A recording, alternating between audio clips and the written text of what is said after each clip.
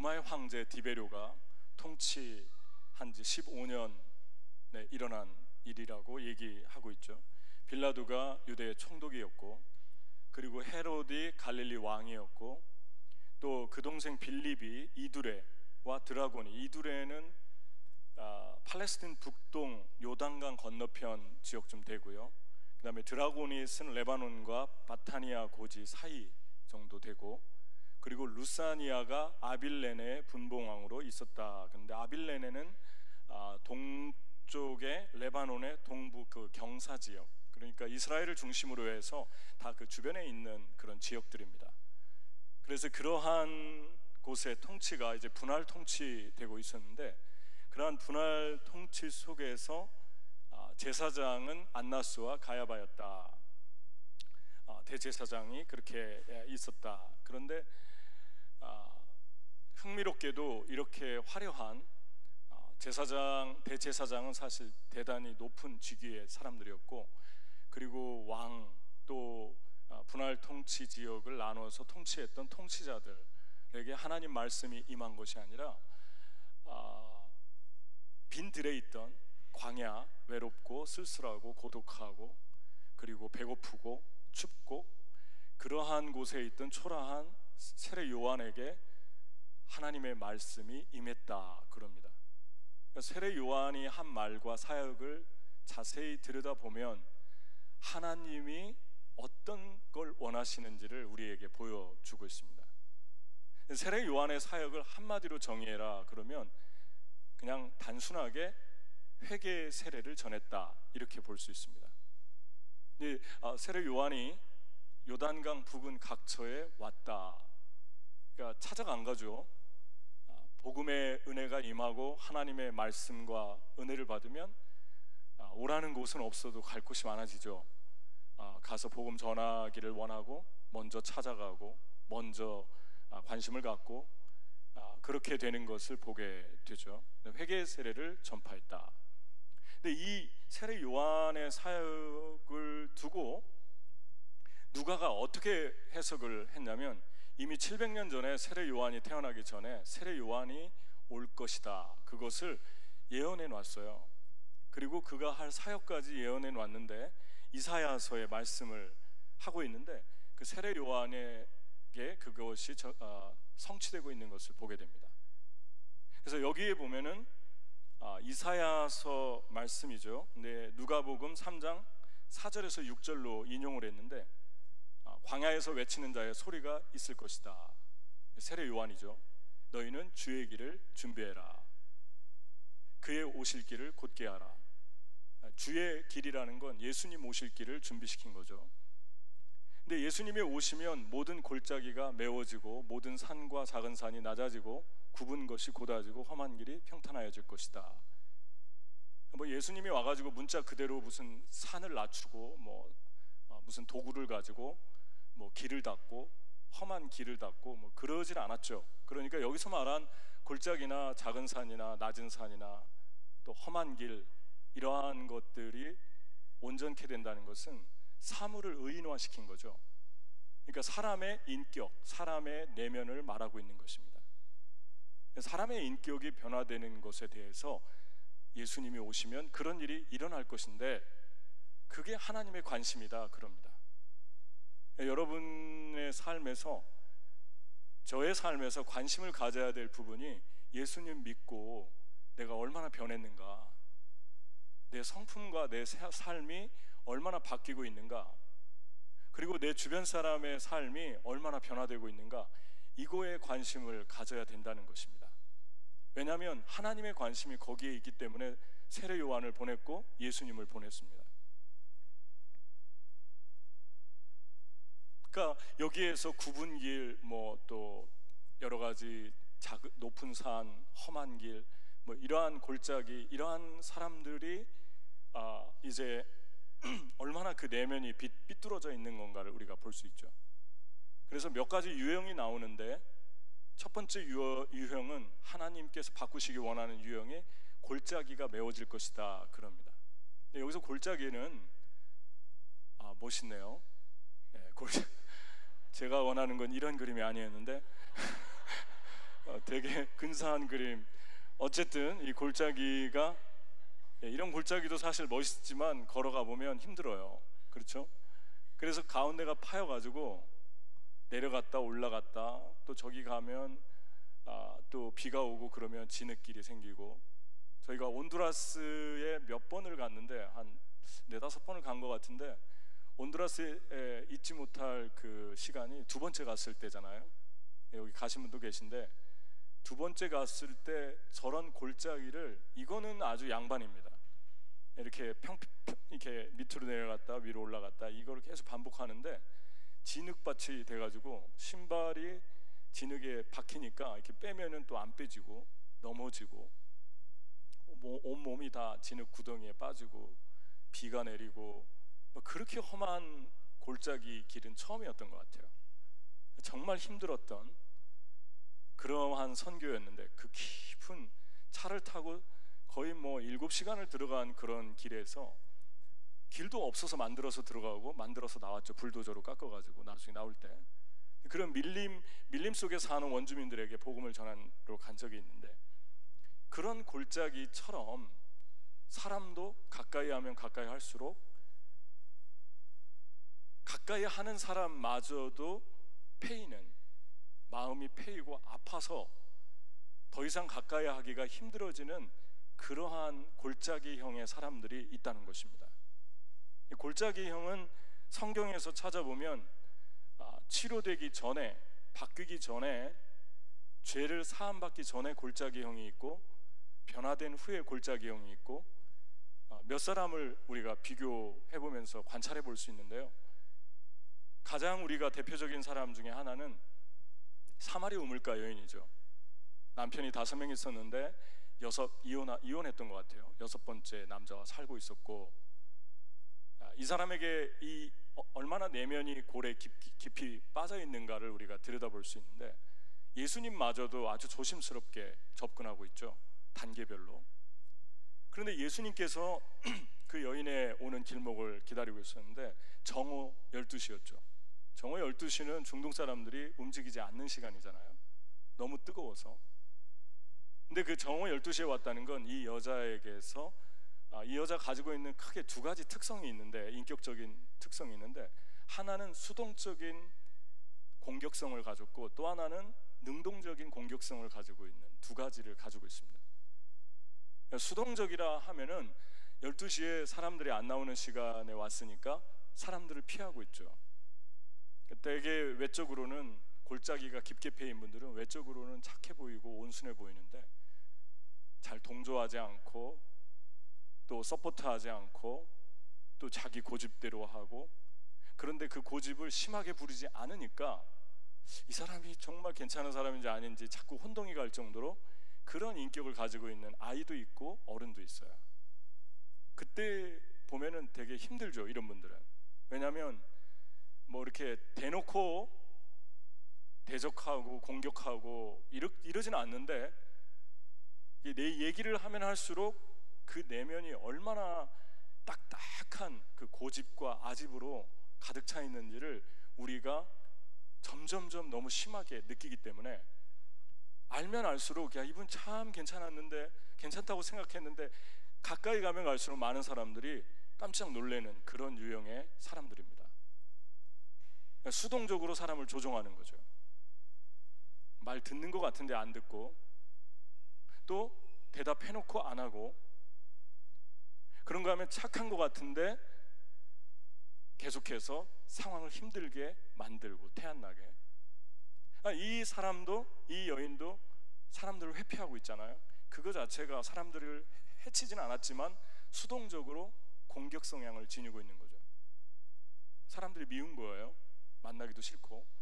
그런데 또 공격적인 모습은, 물론 이제 사마리아 사람들은 유대 사람들하고 관계를 할 때 그 유대 사람들이 무시했기 때문에 이렇게 다민족으로 섞여가지고 이스라엘 사람들과 다른 사람들이 섞여서 미워했기 때문에 상종을 안 한 건 사실이지만, 중동의 그거보다 앞서는 문화는 누가 나그네가 목이 마르거나 음식이 필요하면 일단 그 사람에게 주거든요. 그런데 예수님께서 기다리고 있다가 물 좀 달라 그러니까 이 여자의 공격성이 드러나죠. 당신은 내가 보니까 유대인인데 왜 나한테 물을 달라고 하냐고 싸울 듯이 달라들죠. 그러니까 여기에서 조금 전에 피해서 다니던 모습과는 정반대의 모습이 나타나죠. 그러니까 싸우겠다는 거죠. 지금 신경이 곤두서 있고, 그러니까 이러한 모습. 근데 여러분, 구약에 보면은 이삭의 아내를 얻기 위해서 아브라함이 종을 보냈는데 하란으로 보냈죠. 하란은 지금의 터키 동남부 지역인데 시리아와 국경을 마주하고 있는 그런 지역인데 이스라엘에서 하란까지는 아주 먼 거리입니다. 근데 종이 가가지고 물 좀 달라고 하니까 급히 내려서 물을 주고 말도 안 했는데 그 종에 가지고 있는 짐승에게까지 다 먹이고, 리브가의 그 성숙한 그 아름다운 모습을 우리가 발견하지 않습니까? 뭐 터키 사람이, 하란 사람이 이스라엘에 온 사람 행색을 모르겠어요? 금방 외모만 봐도 알죠. 당신 왜 이스라엘에서 와가지고 나한테 물 달라고 합니까? 그런 얘기 안 했거든요. 이 아름다운 여인의 모습이죠. 결국 예수님의 큰 구속사 안으로 들어오게 되고 하나님께서 그 리브가를 통해서 놀랍게 엄청난 일을 이루셨던 것을 우리가 보게 됩니다. 리브가는 정말 어머니의 표상이죠. 아내의 표상이고, 이런 아내를 얻었으면 좋겠다, 이런 어머니였으면 좋겠다, 뭐 그런 우리의 로망이죠. 그러니까 이렇게 아주 대조적인 반응을 우리가 보게 됩니다. 그러면은 골짜기가 많이 패인 사람들의 유형의 특성, 성격의 특성을 알아봤는데, 이 사람들의 조금 더 이 사람들에게서 두드러지는, 인간관계에서 두드러지는 영향이 무엇인가? 왜 수동적으로 사람을 조정하고 왜 능동적으로 사람에게 공격적이 되면서 자꾸 혼동을 주나, 자꾸 힘들게 하고 다른 사람들 마음까지 골짜기로 파놓나? 그 이유 중에 하나는 사람을 두려워하는 거죠. 그러니까 대놓고 사람을 공격하거나 사람을 수동적으로 힘들게 하면요, 그 사람은 사람에 대해서 관심이 많은 사람이라고 보면 되죠. 그리고 사람을 근본적으로는 두려워하고 있습니다. 그러니까 여러분, 누가복음 7장에 성화된 골짜기형인데 성화된 여인이 나오죠. 이 누가복음 7장의 여인은 동네 사람들이 이름만 대도 다 아는 그런 여인이었죠. 신학자들은 이 사람이 남자 편력이 있는 율락 여성이었을 것이다, 그렇게 얘기를 하는데, 그 중에 또 증거 하나가 머리를 풀러서 예수님의 발에 눈물을 흘리고 기름을 붓고 예수님 발을 씻었죠. 근데 그 당시에 결혼한 사람들은 머리를 묶고 머리를 가렸던 것을 볼 때 이런 행위는 아주 그 몸을 파는 여인이라 하는 행위였다고 그래요. 그러니까 이 여인은 모든 동네 사람들이 다 아는 한 죄인이었다. 그런데 이 여인이 사마리아 우물가 여인하고 되게 비슷해요. 이 사마리아 우물가 여인도 어떤 그런 남자의 5번 실패를 했고 6번째 남자였고, 이 사람도 남성 편력이 있는 뭐 그런 유형의 여자인데, 둘이 비슷한 캐릭터를 가지고 있는데 이 여자는 사람들을 두려워하지 않는 모습을 보이죠. 그러니까 모든 동네 사람들이 보기만 해도 혀를 차는 여인인데, 그 예수님이 그 동네 사람들에게 둘러싸여서 초대받아서 시몬의 집에 들어가 있을 때 전혀 거침없이 예수님을 찾아갔고 그 향유를 예수님 발 아래 붓고 자기 머리카락으로 씻기면서 눈물을 흘리는, 말없이 눈물을 흘리는 그런 여인의 모습 속에서 이 사람은 사람을 두려워하지 않는구나. 어떻게 사람을 두려워하지 않게 됐을까? 그 이유가, 이 사람은 어떻게 성화됐을까? 그 골짜기가 메워졌을까? 그 이유가 예수님 대답에서 나옵니다. 시몬이 그 모습을 보고 있다가 저 여인이 어떤 여인인지 알면 예수님이 선지자라면 저렇게 그냥 받지는 않을 텐데, 그렇게 속으로 정죄하고 있을 때 예수님께서 한 비유를 말씀하셨죠. 어떤 사람에게 50데나리온 빚지고 500데나리온 빚진 두 사람이 있었는데 빚을 줬는데 둘 다 탕감해 줬다. 그럼 누가 더 사랑하겠냐? 당연히 500데나리온이죠. 데나리온 하나는 로마의 은화, 한 하루의 품삯이었거든요. 그러니까 50데나리온은 50일 일해야 되고 500데나리온은 500일 일해야 되니까 그 차이가 많이 크죠. 그러니까 당연히 500데나리온 탕감받은 사람이 사랑할 수밖에 없지 않습니까? 500데나리온입니다. 그랬더니 예수님께서 맞다 그러면서 하는 말이, 이러므로 내가 내게 말하노니 그의 많은 죄가 사해졌다. 그 여자의 죄죠.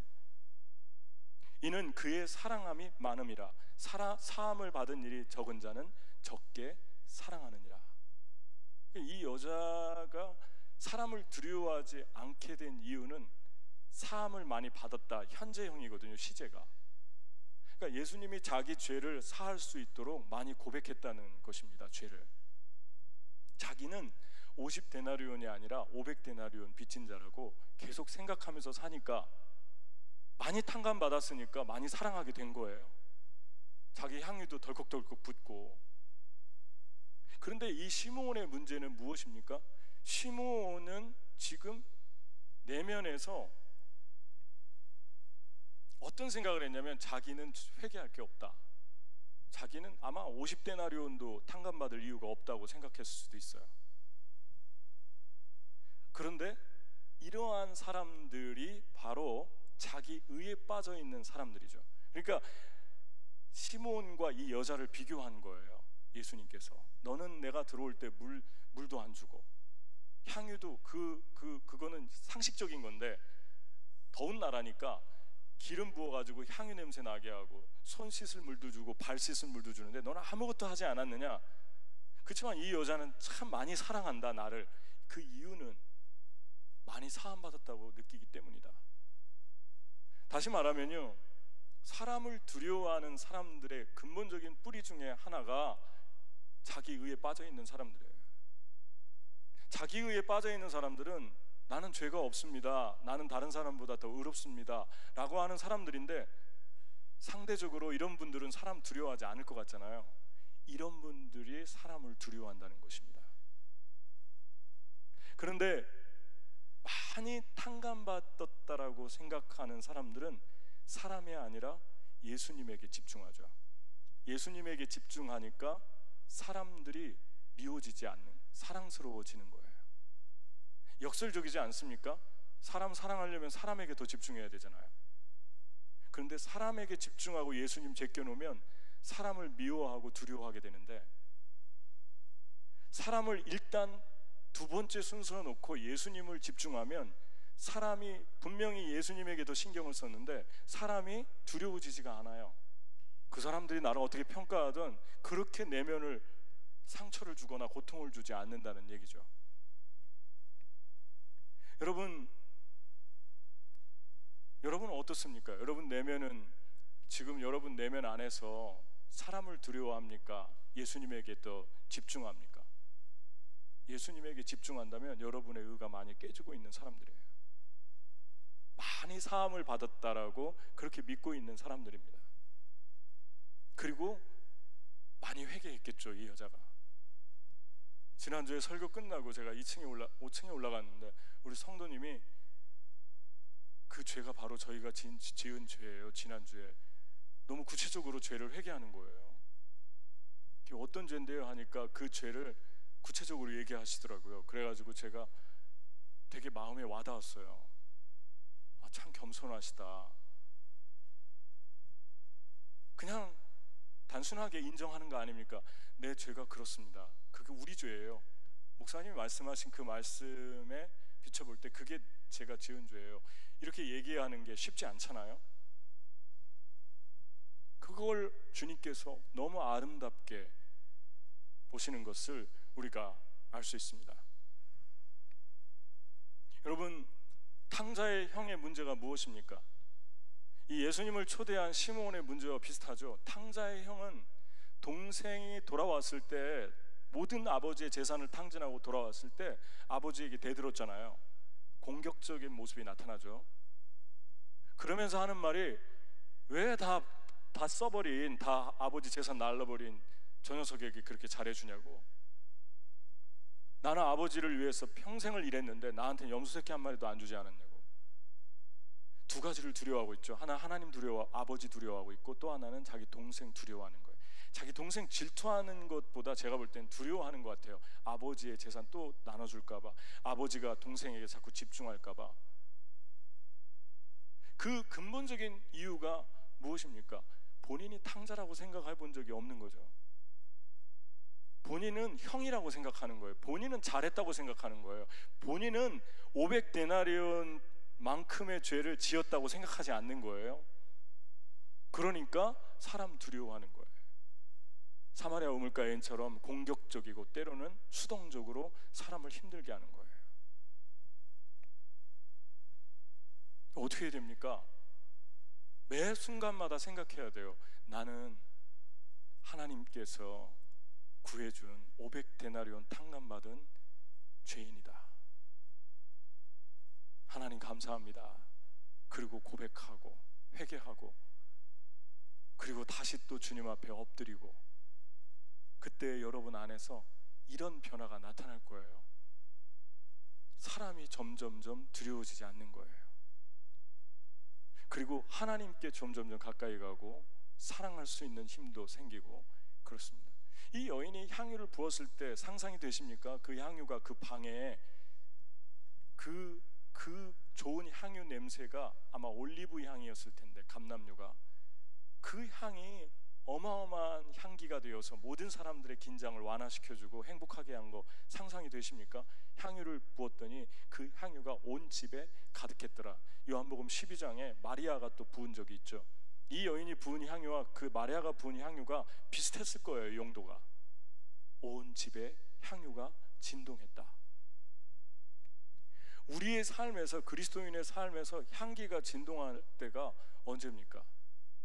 향기가 진동할 때는 대단한 일을 하는 게 아니라, 대단한 일을 해서가 아니라, 하나님 앞에서 내가 500데나리온 빚졌는데 탕감받은 사람입니다 라고 할 때 그 안에서, 그런 사람들 안에서 일어나는 겸손, 그런 사람들 안에서 일어나는 신실함, 진실함, 이런 향기가 감출 수가 없게 되는 거죠. 그거 하나가 뿌리가 되기 때문에 그거 하나만 봐도 그냥 향기는 진동하는 거예요.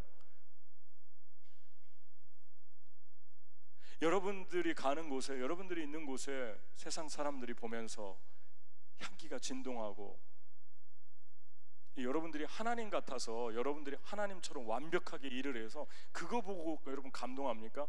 좀 부족하고 실수도 하고, 그런데 이 사람은 되게 진실한 것 같아요. 자기 잘못도 잘 인정하고 솔직하고 교활하지 않고, 그러면 실수 좀 하고 하나님 같지 않아도 그런 사람들을 보면서 감동받는 거 아니겠어요?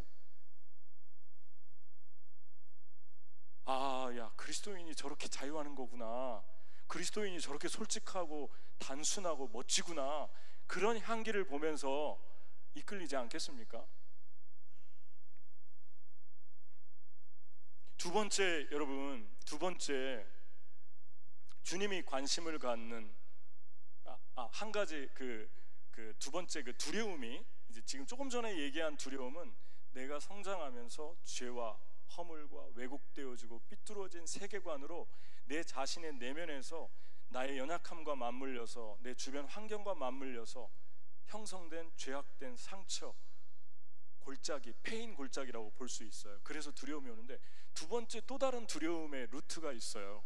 찾아오는 두려움의 이유가, 그것이 뭐냐면, 그 중에 하나가 우리가 많이 간과하기 쉬운 건데, 하나님을 따르다가 받는 두려움입니다.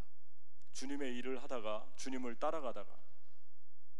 여러분, 빌립보서 1장 28절 29절에 보면 이런 말씀이 있습니다. 무슨 일에든지 대적하는 자들 때문에 두려워하지 아니하는 이 일을 듣고자 함이라. 이것이 그들에게는 멸망의 증거요 너희에게는 구원의 증거니 이는 하나님께로부터 난 것이라. 그리스도를 위하여 너희에게 은혜를 주신 것은 다만 그를 믿을 뿐 아니라 또한 그를 위하여 고난도 받게 하려 하심이라. 그러니까 빌립보 크리스찬들이 하나님의 일을 하는데 대적을 받은 것 같아요. 자꾸 괴롭히고 힘들게 하고. 그러니까 그 대적을 받느냐? 그러면 너 꼭 생각할 게 있다. 두 가지인데, 하나는 너희가 구원받은 증거다. 두 번째는 하나님께서 너희에게 은혜로 허락하신 고난이다. 그리스도를 위하여 고난도 받게 하려 하심이라. 그를 믿을 뿐만 아니라 고난도 받게 하려 하심이라. 그러니까 하나님 때문에 내 마음속에 속이 상하고 고립하여서 패일 때가 있죠. 하나님 일하다가 내 연약함, 조금 전에 먼저 말한 건 내 연약함과 내 상처, 어떤 그러한 거라면은 이것은 외부적으로 주님을 따르다가 십자가를 적극적으로 짊어지다가 받는 패임이죠. 살점이 뚝뚝 떨어져 나가는 거죠. 예수님처럼 십자가에 채찍에 맞아서 살점이 튀고 피가 튀고 뼈가 부서지고 그런 고통을 당하는 거죠. 그런 고통이 있다는 것입니다. 그러면 아무리 믿음이 좋은 크리스찬이라도요, 너무 아프니까 두려워할 수밖에 없다는 것입니다. 그러니까 바울이 이 말씀을 쓴 거예요. 빌립보 교인들에게 두려워하지 말아라. 그것이 두 가지 사인이다. 하나는 너희들에게는 구원의 증거다. 구원의 사인이다. 또 하나는 하나님의 은혜로 고난을 허락하신 것이다. 이걸 이길 수 있는 힘은 두 가지 생각하면 돼요. 주님이 나에게 이런 은혜를 주셨구나, 이런 고난의 잔을 주셨구나. 하나는 내가 구원받았구나. 저는 선교사님이나 믿음 좋은 분들은 이런 고민 안 하는 줄 알았어요. 근데 여러분, 선교사님들이 4년 만에 안식년을 나오는데 현지가 너무 힘드니까 3년 사역하고 4년 만에 나오잖아요. 어떤 때는 뭐 5년도 있고 다른 선교사님 따라서 좀 다른데 1년을 쉬는데 1년을 쉬고 나면 상식적으로 생각할 때 다 돌아가시겠지 현지로, 그렇게 상식적으로 생각하는데 가만히 들어보면은 공통되게 비슷한 얘기를 하는데 그게 뭐냐면 기도하고 있습니다. 그래요. 예? 그러면은 이번에 갈지 안 갈지 지금 기도 중이에요. 그게 무슨 말입니까? 힘들다는 거죠. 그 사역에서 많이 고립해였다는 거죠. 그래서 다시 부르심을 향해서 다시 기도해 봐야겠습니다. 그러는 거 아니겠어요?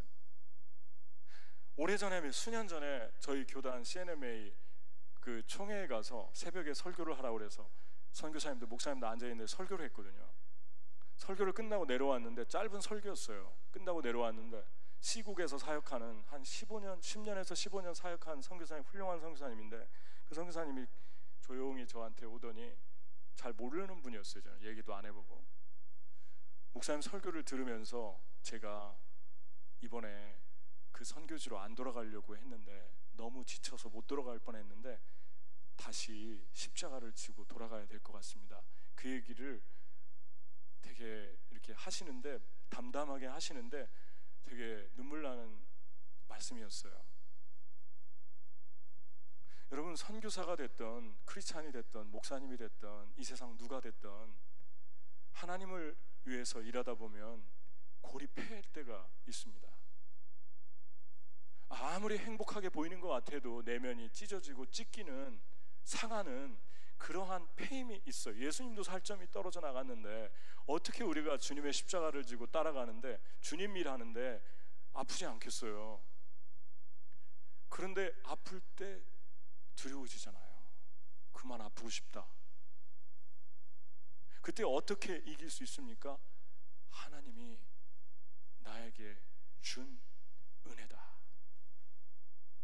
그리고 다시 일어나게 되는 거죠. 다시 돌아가게 되는 거죠.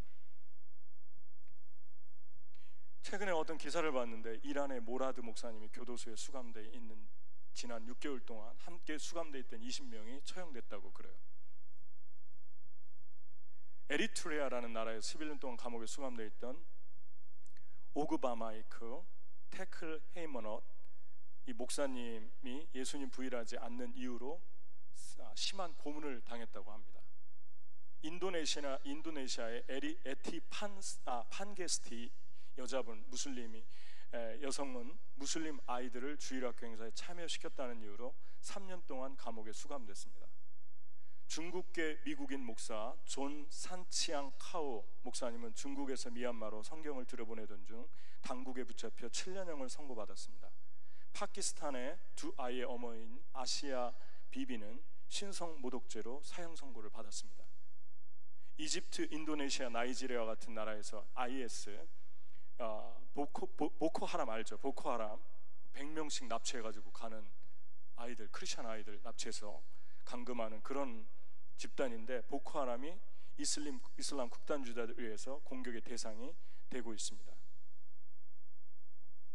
전 세계적으로 2억 1,500만 명의 기독교인들이 지금도 엄청난 박해를 받고 있습니다.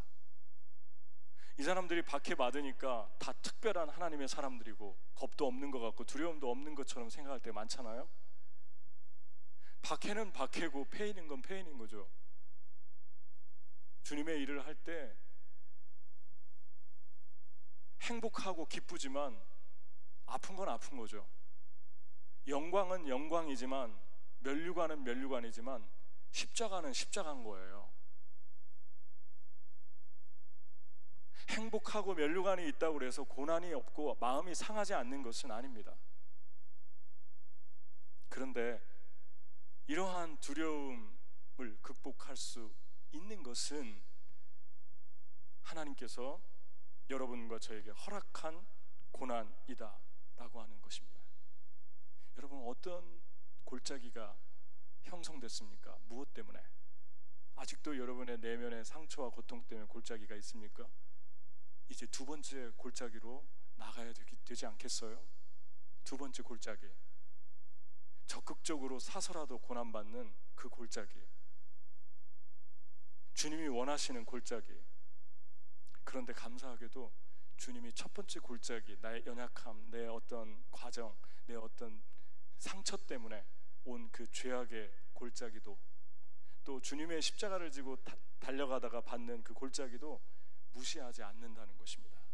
이 두 개 다 주님은 만나주기 원하고 메꾸기를 원하고 채우기를 원하고, 그래서 우물가 여인처럼 주님의 일을 하다가 받은 고난이 아닌데도 그 내면의 상한 영혼을 고치기 위해서 12시에 그 자리에 기다리고 있었고,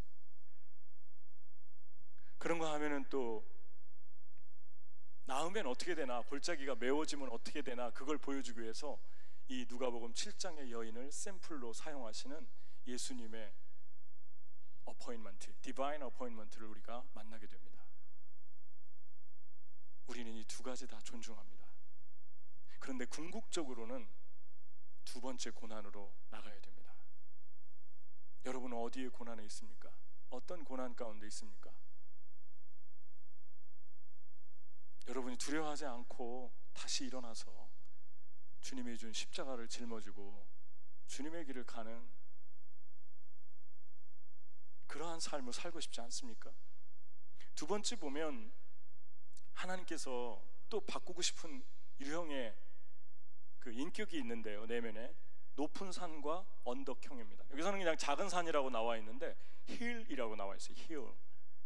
그래서 높은 산과 every mountain, 그리고 hill이라고 나와 있어요. 3장 5절에 나와 있죠. 모든 산과 작은 산이 낮아지고 그랬습니다. 그러니까 이 높은 산과 작은 산이라는 것도요, 문자적으로 산을 의미하는 게 아니고 높아진 교만한 인격을 의미하는데, 낮아지고라는 말이 타페이노라는 헬라어인데 낮아지다, 겸손하게 하다, 그런 뜻이에요. 그러니까 하나님은 낮아지게 하는데 되게 관심이 많습니다. 어떻게 하면 겸손하게 될까? 어떻게 하면 교만한 내 자녀가 겸손하게 될까? 여기에 상당히 관심이 많으신 분이에요. 세례 요한을 통해서 회개의 세례가 이거 회개하라고 보내신 거예요. 나는 높은 거 싫어하니까 제발 너희들 낮아주기를 바란다. 그렇지 않으면 내가 낮출 것이다. 내가 너의 삶에서 완전히 꼬꾸라뜨리고 낮출 것이다. 그렇게 말씀을 하고 있는 것입니다. 여러분, 성경에서 가장 큰 교만이 무엇이라고 생각하십니까? 근본적인 교만의 뿌리, 너무 많은 여러 종류의 교만이 있는데 최고의 교만은 인간이 하나님 되려고 했던 교만이었어요. 이거 먹으면 하나님같이 되리라. 그거는요, 하나님하고 똑같은 수준이 된다는 게 아니라 하나님이 돼서 하나님까지 조종하겠다는 것입니다. 하나님과 경쟁하겠다는 것이죠. 그러니까 인간이 권력의 자리에 올라가고 그냥 밑에 있을 땐 잘 드러나지 않는데 높은 자리에 올라가면 그냥 사랑받는 정도가 아니라 꼭 추앙을 받으려고 하는 것 같아요. 그런데 하나님께서 사람들에게 준 본능이 하나가 있는데 그게 무엇이냐면 믿지 않는 사람들까지도 똑같아요. 사람인데 하나님처럼 추앙하고 예배하라고 그런 걸 강요하잖아요. 그럼 엄청난 수치감을 느끼면서 하나님 안 믿는 사람들도 그런 얘기를 하지 않습니까? 자기가 신이야? 이러잖아요. 하나님 안 믿는데 자기가 신이야 그런다는 것은 근본적으로 하나님을 예배하도록 창조되었다는 것입니다. 그래서 사람이 견디지 못하는 고통 중에 하나가 하나님에게 예배드리고 경배하는 것을 사람에게 하라고 할 때 엄청난 수치를 동반하게 됩니다. 해도 너무 고통스러워해요. 자기 자신 스스로에게. 왜 내가 사람에게 하나님처럼 대해야 하나? 예배를 해야 하나? 추앙을 해야 하나? 여러분, 이 세상의 최고의 뿌리의 교만은 인간이 하나님을 조종하겠다는 거죠. 인간이 하나님을 조종하겠다는 이야기가 가능할까요? 저는 그 대표적인 예를 인공지능에서 예를 들고 싶어요. 여러분, 핵이 무섭다고 하는데 핵이 되게 무섭죠. 그런데 제가 볼 때는 핵보다 더 무서운 존재, 우리가 집중해서 관찰하고 유심히 살펴야 될 존재 하나가 있는데 인공지능입니다. 인공지능을 옥스퍼드 대학에서 몇 년 전에 이제 인공지능이 나와가지고 거기에 대해서 논문을 썼는데 10년 후면 702가지의 업종이 사라진대요, 지구상에서. 어떤 분들은 이거를 그냥 그렇게 생각할 수도 있어요. 뭐 1차 혁명, 2차 혁명, 농경시대, 산업시대, 기계화시대, 정보사회, 이제 마지막 로봇 사회, 이렇게 혁명이 일어나고 있는데 그때마다 없어지고 다시 생기고 뭐 그런 거 아니냐. 그런데 인공지능은 좀 다른 것 같아요. 좀 유심히 지켜봐야 될 필요성이 있는 게 인간의 마지막 발명품이라고 그럽니다. 근데 우리가 생각한 인공지능은, 그 로봇은 옛날에 생각한, 뭐 옛날에 어렸을 때 우리 영화 보면서 생각한 로봇은 말 안 들으면 칩을 빼버리면 되지, 그런 로봇이었지, 지금처럼 가만 놔둬도 그냥 자기가 정보를 다 분석하고 수집하고 해가지고 계속 자기 발전을 해가는 그런 인공지능이 아니었어요. 그러니까 한번 만들어 놓으면 어떻게 하질 못하는 거예요. 나중에는 인간을, 나중에가 아니라 지금도 능가한 것 같아요. 이돌세라는 사람이 여러분 이겼지 않습니까? 이세돌이라는 사람이 이겼지 않습니까? 중요한 거 아니니까 그런 거. 이겼지 않습니까? 한 번 이겼는데 몇 번 졌죠? 3번 졌죠? 4번 졌나요? 앞으로 또 하면 어떻게 될까요? 게임도 안 되는 거였죠. 게임도 안 돼요. 그런데 인공지능이 무서운 게 뭐냐면 감정 이식을 시켜서 감정도 가질 수 있다는 거죠. 그러니까 이제 로봇하고 사랑에 빠지는 그런 일들이 벌어지겠죠. 그리고 로봇가 우리라고는 상상할 수 없는 지능을 갖기 때문에 인간은 로봇을 흠모하게 될 것이고, 지금도 뭐 물어보고 싶은 거 있으면 하나님에게 먼저 물어보지 않고 구글에 치니까, 그죠? 그런데 로봇한테 다 물어보겠죠. 그리고 로봇가 우리의 신이 되겠죠. 그리고 로봇처럼 생각하고 로봇처럼 말하고 로봇처럼 표정도 바꾸겠죠. 아마 제가 생각할 때는 로봇처럼 성형수술 해달라고 할 것 같아요. 너무 멋있어서. 로봇처럼 감정도 없고 어떤 데이터에 의해서 움직이는 그러한 존재로 계속해서 바꿔가야죠. 근데 무서운 게 무엇입니까? 그 칩을, 인공지능의 칩을 사람에게 이식시키잖아요. 그럼 여러분은 자면서도 게놈, 인간의 유전자 정보가 잠은 자는데 따로 돌아갈 수 있대요, 머릿속에서. 엄청난 지식의 양으로. 이걸 누가 싫다고 하겠어요? 신이 되는 길인데. 이미 제가 볼 때는 인공지능은 신의 위치에 와 있다고 봅니다. 하나님의 자리를 차지하고. 하나님은 웃으시겠죠. 여러분 무섭지 않습니까? 저는 좀 섬뜩섬뜩한 것 같아요. 그러면 인간에게 인공지능의 칩을 이식했을 때 그게 사람입니까? 기계입니까? 감정과 뇌와 모든 것들을 다 지배한다고 그럽니다. 그래서 나중에 도망갈 때 이 사람들의 이 로버트의 그 감시망을 빠져나갈 때 GPS 같은 거, 스마트폰, 전자기기 사용하면 안 된대요. 다 알기 때문에. 뭐 지금도 다 아니까요, 그죠? 얼마나 무서운 세대입니까? 엄청난 속도로 자가 발전을 하고 자기 진화를 해서 신의 존재에 이제 나중에 최종 목적은 신을 대적하지 않을까 조심스럽게 한번 우리가 살펴봐야 될 필요성이 있습니다.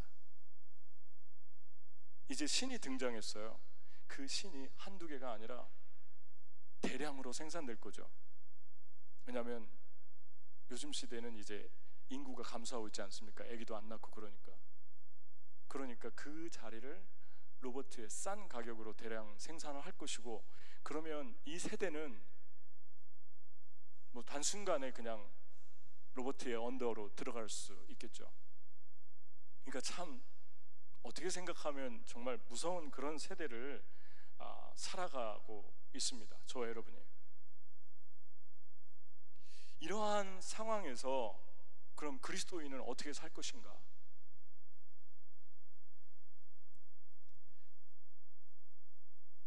하박국이 이거에 대해서 이미 BC 7세기경에 질문을 했습니다. 하나님, 이 세상에서 교만하고 악을 행하는 자들은 번영하는데 왜 의롭게 하나님을 믿고 살아가는 사람이 이렇게 고통받습니까?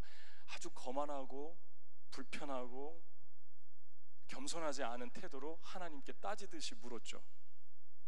그때 하나님이 하신 말씀이 몇 가지 있는데 크게 두 가지로 나눌 수 있어요. 대답이 하나는 내가 심판할 것이다. 하나님을 대적하는 이 세대, 하나님의 고유한 영역인 창조성을 가져가서 하나님처럼 인간을 보다 더 월등한 존재를 창조하고 신 같은 존재를 창조해가는 이 세대, 이 엄청난 교만의 세대를 보면서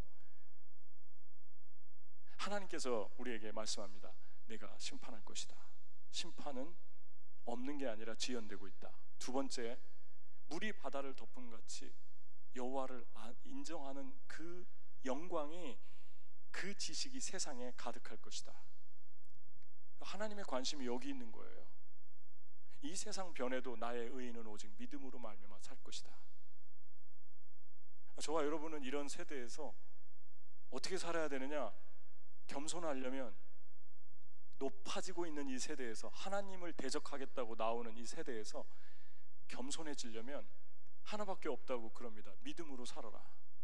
그럼 믿음으로 사나 안 사나 증거가 뭘까요? 세 가지가 있어요. 하박국에 보면 하박국이 거만하고 교만하게 높아진 산처럼 마음을 부풀렸는데 주님의 음성 듣고 세 가지 변화가 일어났죠. 첫 번째가 뭐냐면 물이 바다를 덮은 같이 주는 수년 내에 이 땅을 부흥케 하옵소서.